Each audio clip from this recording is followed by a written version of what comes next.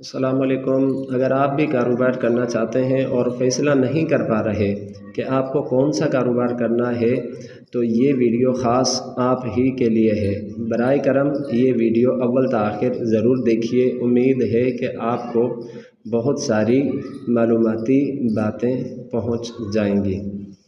सबसे पहले तो ये देखिए कि आपके पास करने के लिए, काम शुरू करने के लिए सरमाया कितना है। दूसरे नंबर पे कि जो काम आप करना चाहते हैं उसको आप कितना वक्त दे सकते हैं। तीसरा ये है कि उस काम में आपकी दिलचस्पी किस कदर है, इसको भी ज़रा देख लीजिए। चौथा ये है कि आप मार्केट की रिसर्च देखिए, मार्केट की वैल्यू देखिए कि मार्केट में उस प्रोडक्ट की या उस कारोबार की अहमियत कितनी ज़्यादा है।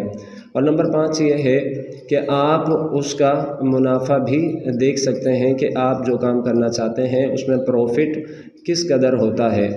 तो आइए अव्वलन इसमें बात कर लेते हैं कि आप जो काम करना चाहते हैं उस पर आप उसको कितना वक्त दे सकते हैं।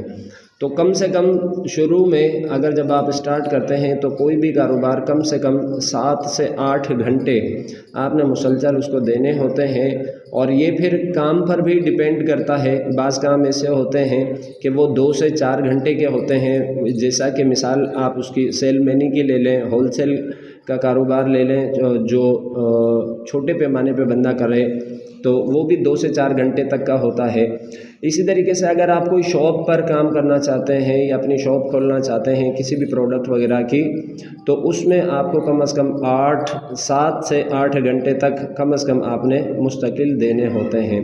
तो आप अपनी तबीयत को भी देखेंगे कि आप उसको आसानी के साथ निभा भी सकें, रोज़ाना उतना वक्त भी दे सकें, आपके दीगर मामलात भी उसमें डिस्टर्ब ना हों।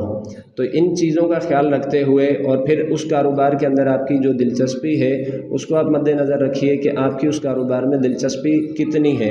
क्योंकि बाज़ काम ऐसे होते हैं कि अगर उसमें बंदे की दिलचस्पी ना हो तो फिर वो बंदा ज़्यादा लंबे अरसे तक उस काम को लेकर नहीं चल पाता। नतीजतन क्या होता है कि बीच सड़क पर लाकर उसको कारोबार को वो छोड़ देता है और हिम्मत हार जाता है।